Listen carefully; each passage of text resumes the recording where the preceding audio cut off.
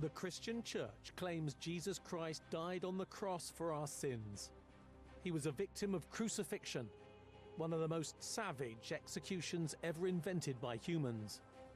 This is a form of punishment where bones were broken, you were covered in blood, you're suspended, so you're finding it hard to breathe. You are dying in excruciating agony. But could the story of Jesus dying on the cross be a myth? Archaeologically speaking, crucifixion might as well have not existed. The evidence is just tiny. It's perfectly possible that Jesus was not crucified on the cross. What is the truth? Was Christ really crucified on the cross as the Bible claims? Or is it just a story made up by the church?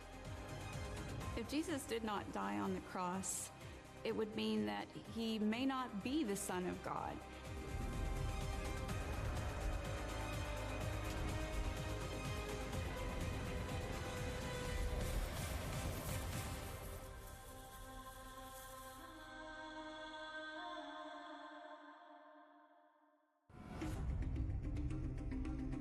At the core of Christianity is the crucifixion.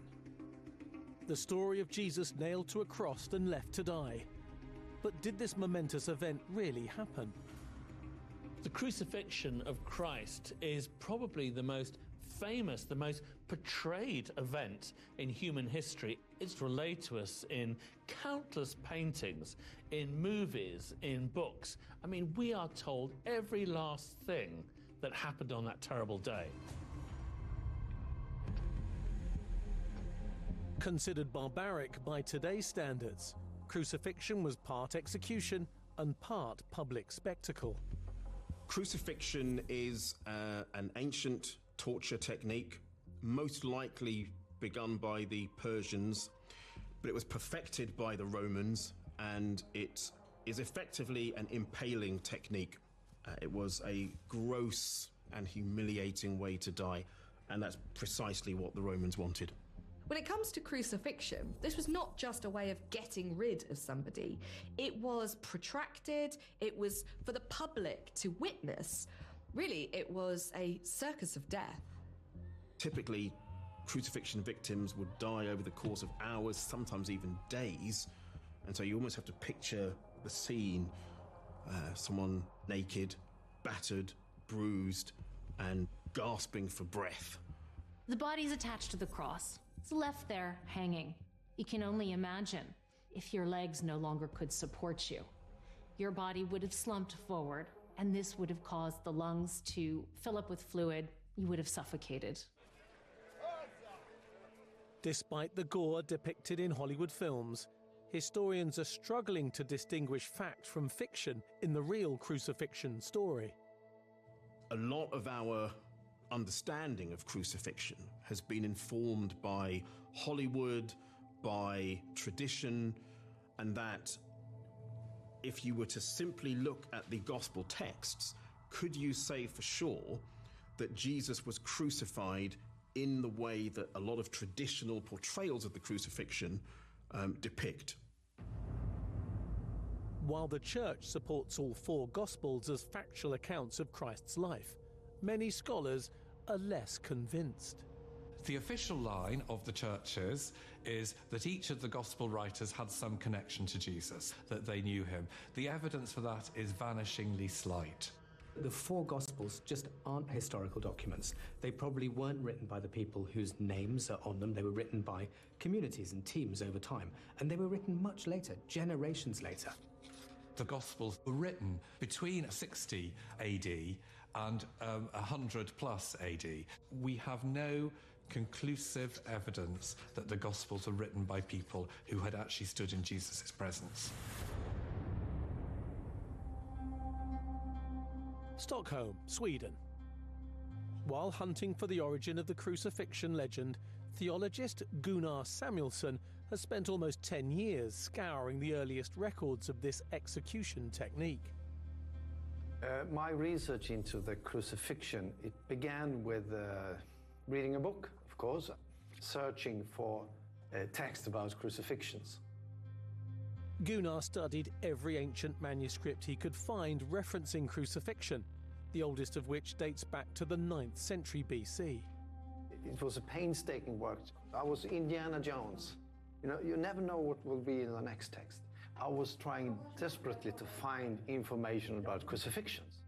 After searching through manuscripts in Greek, Latin, Hebrew, and Aramaic, to his shock, Gunnar discovered that these ancient texts didn't describe crucifixion as we understand it. I started to realize that in the text you have a problem. The problem was that none of the texts mention a cross, which today many consider the key implement of crucifixion. So when did the symbol of the cross came from? Turning to a non-biblical text from ancient Greece, Gunnar found a detailed description of the execution technique, but it suggested a cross may not have been used at all.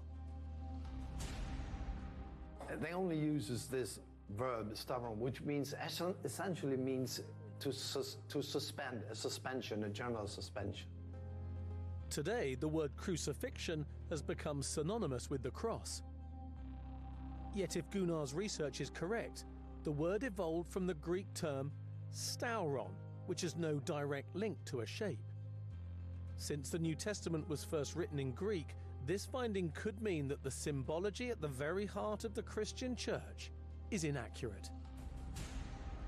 Greek text of the New Testament said that Jesus was stavron. Only that, no details, no information on how it looked like. So the text of the New Testament said that Jesus was suspended. In my mind, it's not crucifixion, it's suspension of corpses. All words evolve over time. Nowadays, we see stauron as meaning crucifixion because of what's in the Bible. But actually, originally, it just meant to suspend, and it meant to suspend in a vast variety of ways, possibly on a stake, on a pail, on a tree. In one text, it's even used to describe a dog being spitted on a spear. It was a very broad word. The possibility that a key part of the crucifixion story is incorrect is unthinkable to many in the church. But perhaps it helps explain one of the peculiarities of the modern Bible, why the cross is barely referenced. The cross isn't really mentioned in the Bible, and therefore it's perfectly possible that Jesus was not crucified on a cross structure. In an attempt to find the truth in the biblical story, Gunnar turned to the Codex Sinaiticus, the world's oldest complete Bible written in the 4th century AD. But in this manuscript, he found another mystery.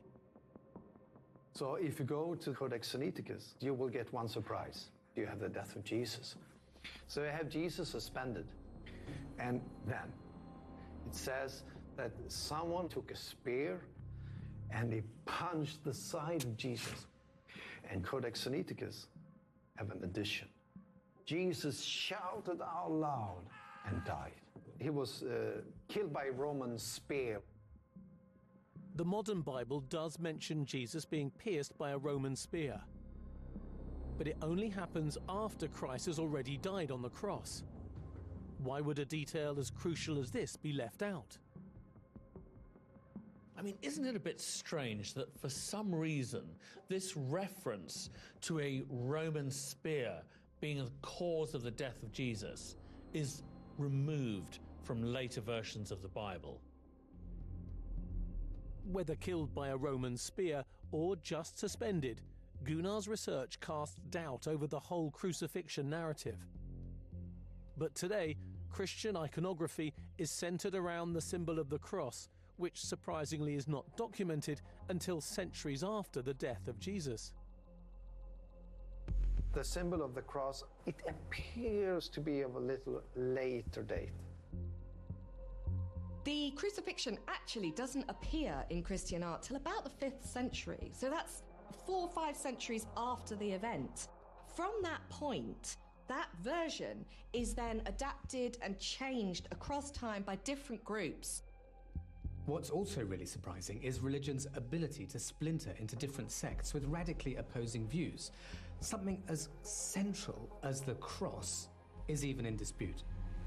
The standard Christian cross is called the Latin cross, but in the Eastern Church, they have a square cross, which is called the Greek cross to this day. And then you have Orthodox churches. It has not just the single bar across the middle, it's a 3-barred cross. Although some Christian denominations disagree about the shape of the cross, others reject it completely. There are parts of the Christian family and certain Christian sects who really take umbrage with the image of the cross. I think particularly of the Jehovah's Witnesses, who argue very strongly that the cross was a symbol that was introduced when the devil took hold of ecclesial authority. Despite the disagreement, all the variations can be traced back to the Latin cross, 2 planks of wood stuck together at right angles, which appears to have roots in 4th century Jerusalem. According to Roman legend, it was in this city that the true cross was discovered. Archaeologist Benna Mantel is hunting for answers in Jerusalem's Old Town.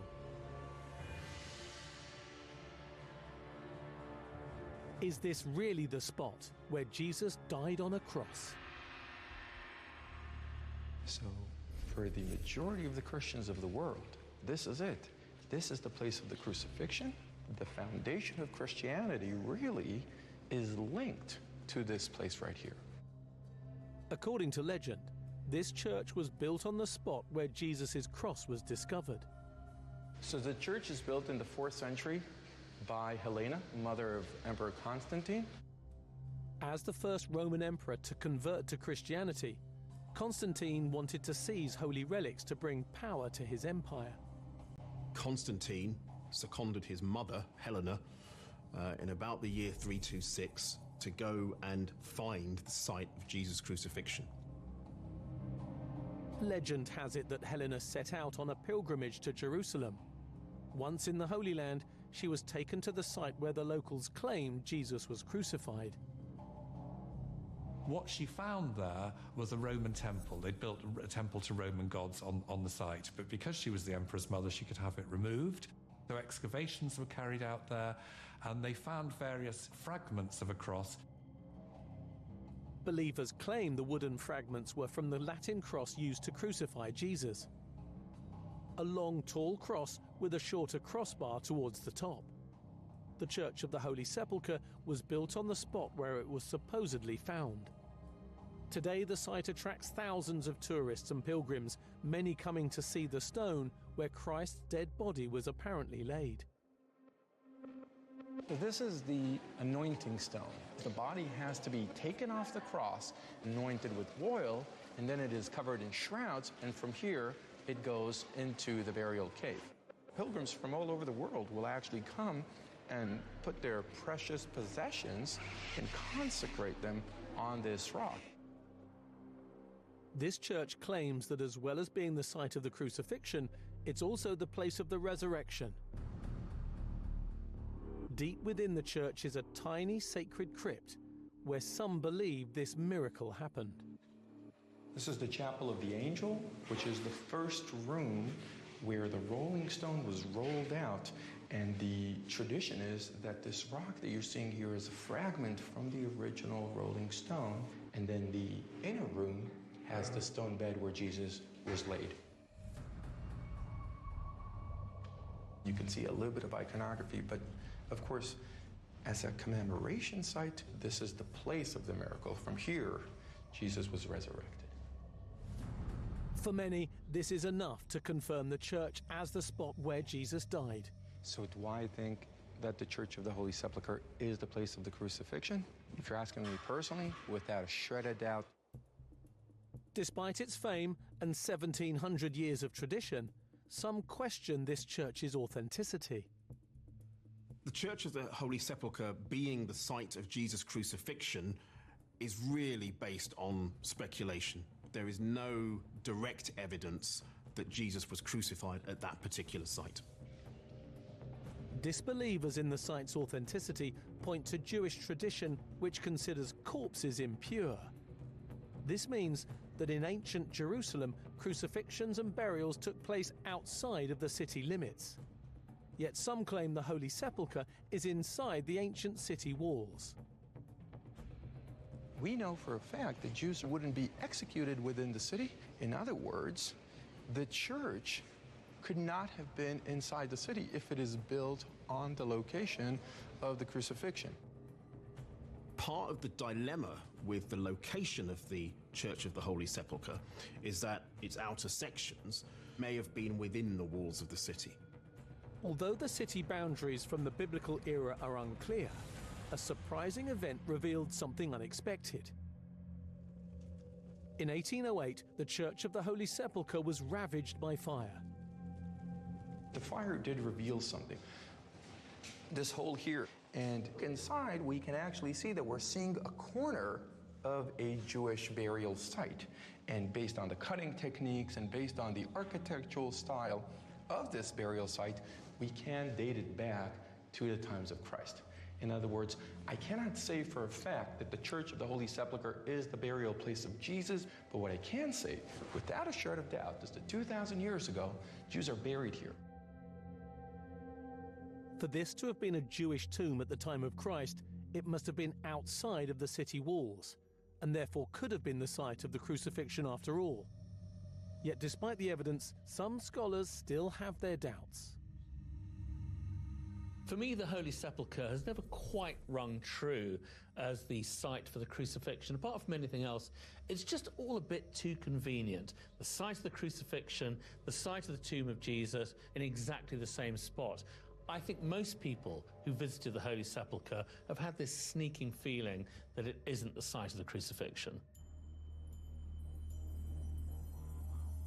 There is another possibility for a site where Jesus may have been crucified, and that is called Golgotha, which means the skull.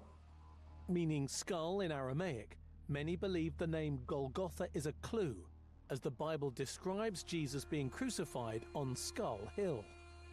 Since the 19th century, some Protestants have claimed that a skull-shaped hill just outside the Damascus Gate in Jerusalem is a more credible site for the crucifixion of Jesus. And there are some compelling reasons for that. I mean, for one, the situation is ideal. It's definitely outside the city walls. Without solid evidence, the exact location of Christ's death will remain a mystery. Although the Church of the Holy Sepulchre is supposedly built on the spot where the cross was found, other archaeological evidence for crucifixion is near non-existent. Today, we think of crucifixions as a very common execution during the Roman period. However, there's very little archaeological evidence we've ever uncovered. According to the Roman-era Jewish historian Josephus, up to 500 people a day were crucified in the Jerusalem region. But despite this huge number, it's a mystery why such little archaeological evidence exists.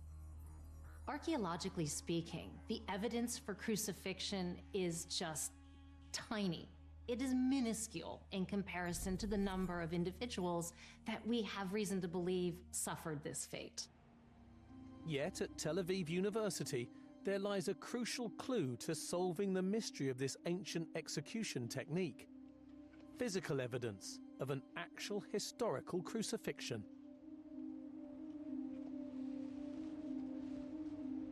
Whenever I pull out the box from the safe, I'm getting excited. It's one of the rare finds that I've ever encountered.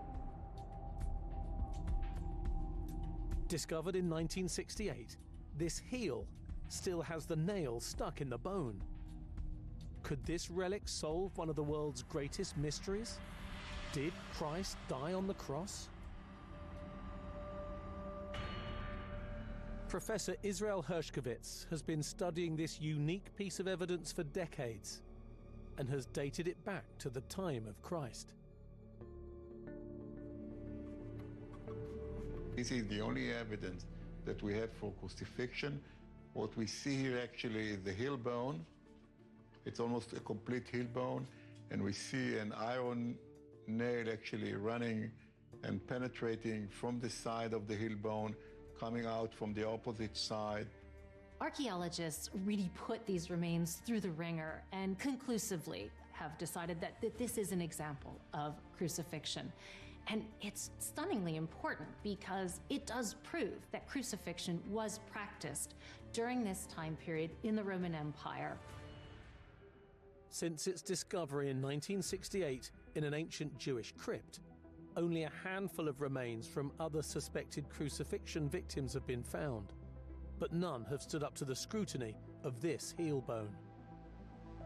The extraordinary thing about the discovery was that it has a bone with a nail still going through it. This was the first time this had ever been discovered, and it proves, at least, that the Romans did crucify with nails. Before this incredible find, historians were under the impression that most crucifixion victims weren't permitted a proper burial. It was thought their bodies were either left to rot where they hung or were buried in a shallow grave. If that were the case, it would contradict the Bible's claim that Jesus' body was placed in a tomb.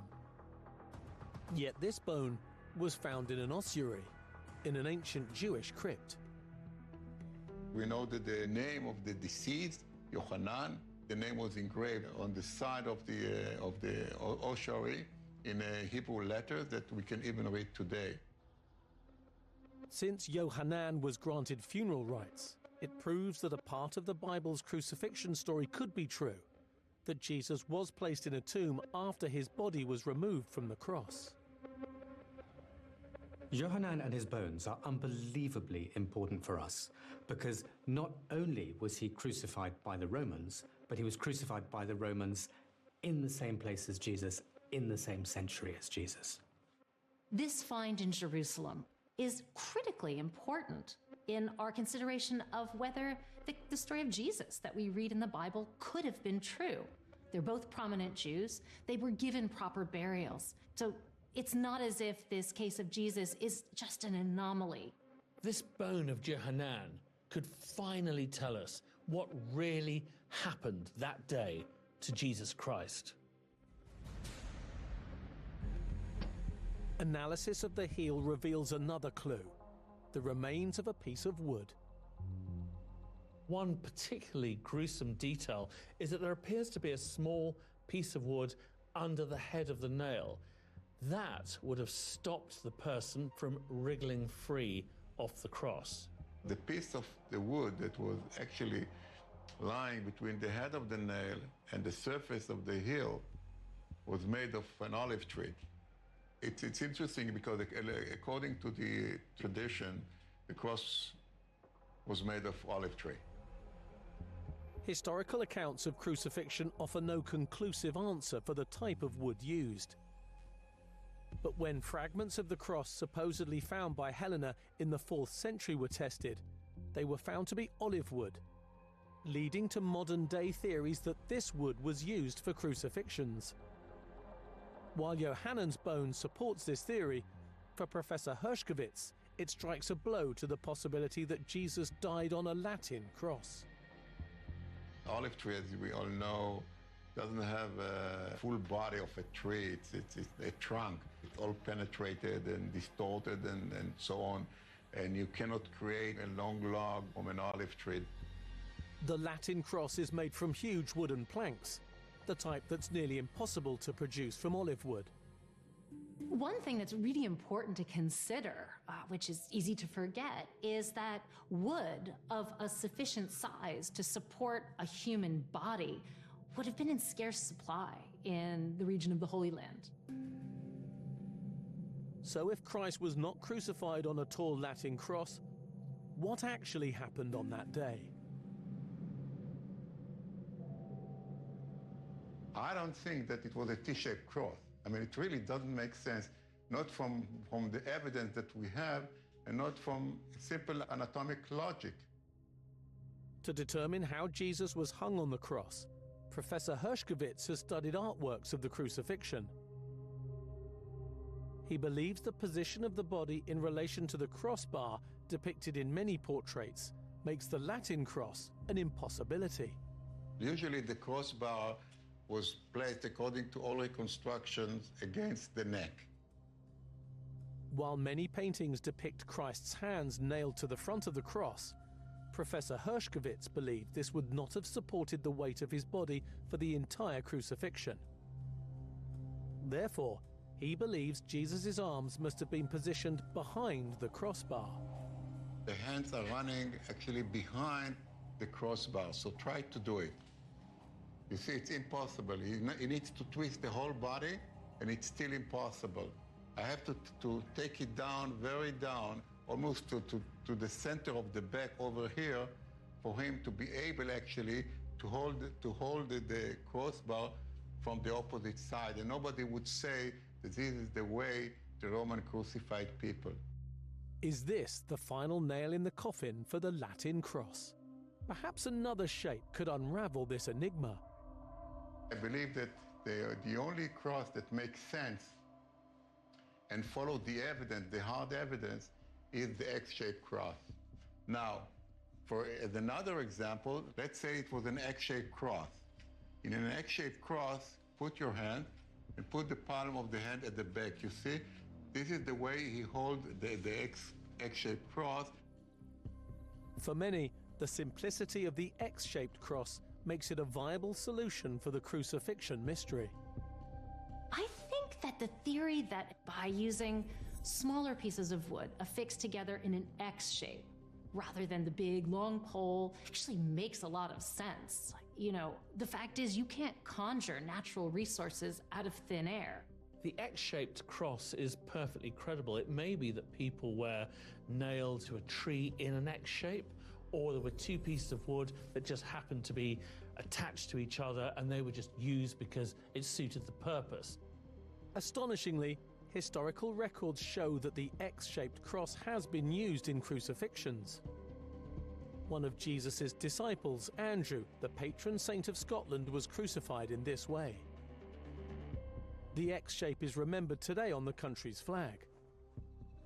But if Jesus was crucified in this way, why is the most fundamental symbol of Christianity a Latin cross and not an X? Maybe the oldest known depiction of the death of Christ, found in Rome, can help solve the mystery. The earliest record of Jesus being crucified is most likely the Alexamenus graffito. Now, this was an etching on the edge of the Palatine Hill, and the etching depicts a crucifixion victim with the head of a donkey and a young worshipper at the bottom with the inscription, "Alex worships his God." Now, this was clearly a kind of mockery. This graffiti dates back to 200 AD, and at this point in time, Christianity was still not a religion to be respected in Rome. It shows that at that date, there were many people who ridiculed Jesus. They didn't see him as this great and important figure. They were poking fun by putting a donkey's head on him. But in Rome, where people really did know what crucifixions looked like, they depict it with a T-shaped cross. This graffiti appears to show Jesus being crucified on a shape very close to the Latin cross. The graffiti from Italy provides pretty compelling evidence that Christ probably was hung on some form of cross. Because this is an insult, this is a parody. Why include that detail if it's simply not true? This is a political statement from its time, but it also is a really interesting reinforcement of the story of the crucifixion that we read in the Bible. Does this graffiti finally prove that Jesus died on the Latin cross? While many scholars need more conclusive evidence, some point to a passage in the crucifixion story which could be backed up by science. There is one thing in the Bible that could help to identify the time and place of the crucifixion, and that's an earthquake. Like so much of what is written in the Bible, it's very hard to disentangle hard fact from faith. But one piece of that story of Jesus' crucifixion absolutely could have been true. And that is the report of an earthquake at the time Jesus died. As the Bible tells it, the curtain in the temple was rent in two and the earth shook. Now, we know in the Bible story that as Jesus died on the cross, that the ground shook. And this is undoubtedly an area of huge seismic activity. So it's not beyond the realms that we may have had an earthquake at that time. The Dead Sea, Israel. Located about 20 miles east of Jerusalem, it acts as a geological record of the region. Geologist Shmuel Marco is hunting for evidence of this crucifixion quake. The Dead Sea, for us geologists, is a history book. It's been here for ages, millions of years. And the biblical story of Jesus are included in this time. At the time of the crucifixion, there was a strong earthquake. So the earthquake should be recorded in these sediments. The idea of an earthquake shaking ancient Jerusalem is not as bizarre as it may sound. In the last 1,000 years, this region has been hit by 12 major quakes. The reason that this is an earthquake country is that this particular place is a boundary between two tectonic plates. Here on the west, we have the Sinai plate, and on the east, we have the Arabian plates. They are held together at the boundary by the friction. And any time that the forces overcome the friction, you see a jump. And this is an earthquake. When an earthquake strikes, it permanently changes the geology of the seabed. When the bottom of the lake shakes, there are very fine layers that are distorted and disturbed, and we see this disturbance in the sediments, and we identify earthquakes. Normally, these historic records are hidden beneath the waves. Yet, over the last half-century, the Dead Sea has been slowly receding, giving up its secrets. As the Dead Sea has been receding, some of the evidence for past earthquakes has been revealed. Astonishingly, layers of rock which made up the seabed when Jesus was crucified have been exposed again. So we can find layers which correlate in time to the same period that Jesus lived. The geological records of the Dead Sea prove an earthquake occurred within 5 years of the biblical account of the crucifixion. And there was an earthquake which was documented by the sediments of the Dead Sea. It could very well be the earthquake which is described in the Bible. For some, this is proof that at least part of the story lays in fact, not fiction. The stratification now being revealed by the receding Dead Sea proves that there was an earthquake and that fits in with the story of Jesus' crucifixion. From an archaeological standpoint, this sort of geological evidence is, I would say, pretty much as good as we're going to get in terms of verifying the crucifixion. Yet some scholars are less convinced. The earthquake theory, though, has to be put into context, which is that there are regular earthquakes in that part of the world. And the descriptions of the crucifixion in the Bible are not history. So the descriptions of the earthquake are symbolic. They're about the destruction of the sacred edifice of the holiness, a metaphor for Christ's body. They're all sorts of things, but they're not a geological event. I personally wouldn't invest too much into the earthquake. Although it's reported and it does seem to have some scientific verification, as a writer, the earth is quaking because world history is about to change because of this extinction level event of the crucifixion of Jesus. Despite the skepticism, the geology of the Dead Sea does prove an earthquake struck around the same time as the biblical story. But while many scholars try to prove the events of the Holy Book, there are tales of Christ surviving the crucifixion which even include a Cold War conspiracy to hide the truth behind his death.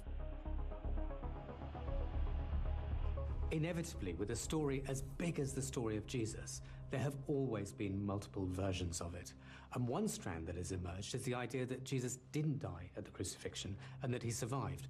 There have been a lot of speculators as to alternative outcomes for Jesus, saying that he had survived the crucifixion. One called the Jesus Scroll postulated that Jesus actually retreated to this mountainside retreat above the Dead Sea.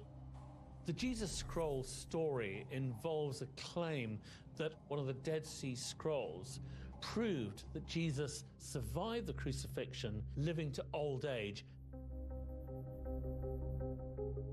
The Dead Sea Scrolls are a set of ancient texts, with some providing an alternate theory on the beginnings of Christianity.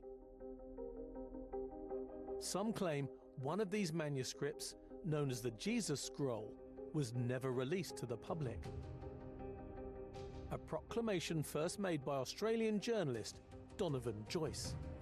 The astonishing claim made by Donovan Joyce is that he was at Tel Aviv airport in 1964, and an archaeologist begged him to take this scroll, which proved that Jesus had survived the crucifixion, take it to the West and share the story. Now, Donovan Joyce refused to do this.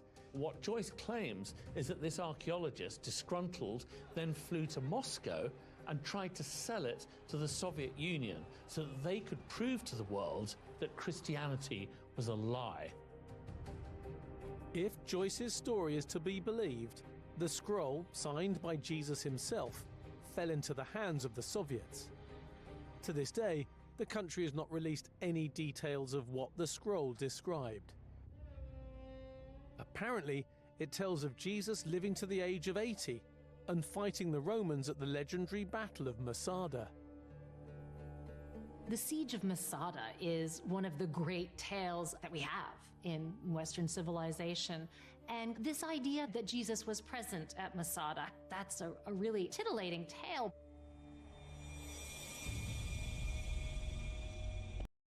Masada, Israel.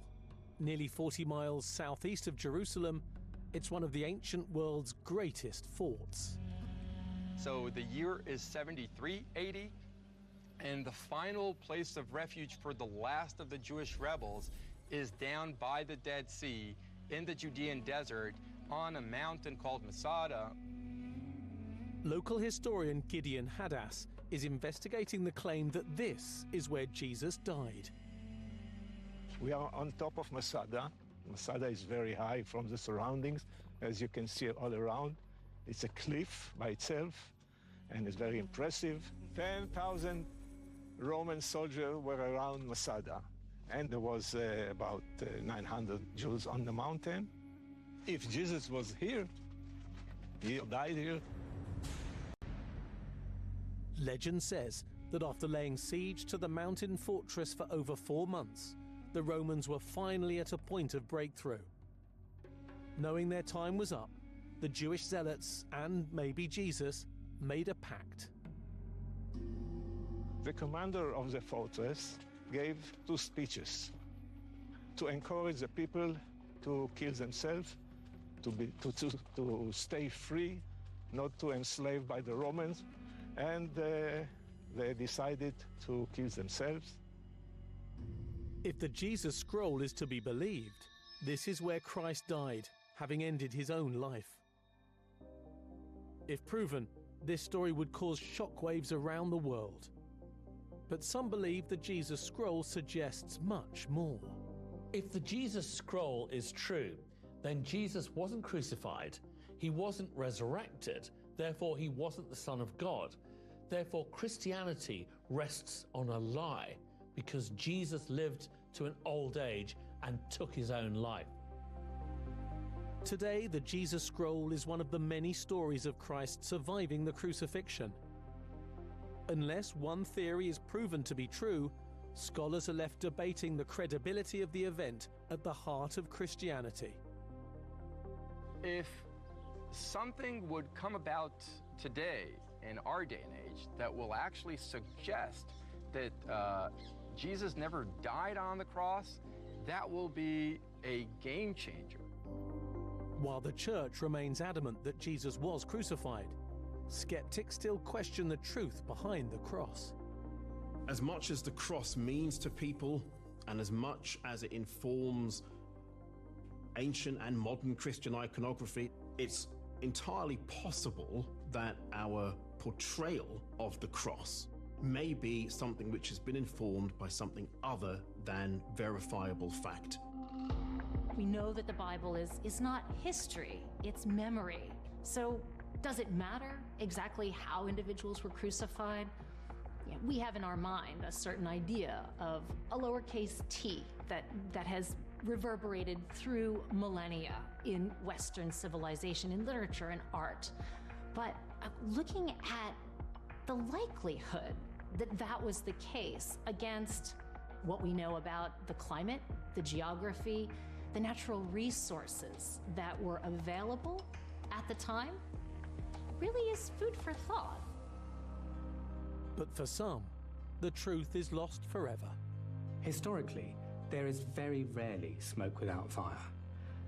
It is likely that in the early 1st century AD, a Jewish man called Jesus was crucified by the Romans. But why he was executed and the way in which he was executed will probably forever be lost to us. Even if we did find evidence that Jesus did not die on the cross, there are far too many people who would not engage with that possibility, who would feel that the evidence was planted, it's misinterpreted, misunderstood. In the New Testament, there are no real descriptions how Jesus was crucified.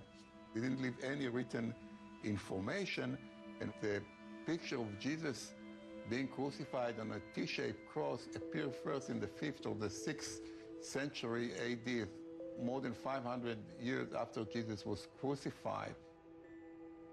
So the people who first painted Jesus on the cross had no idea whatsoever how Jesus was crucified.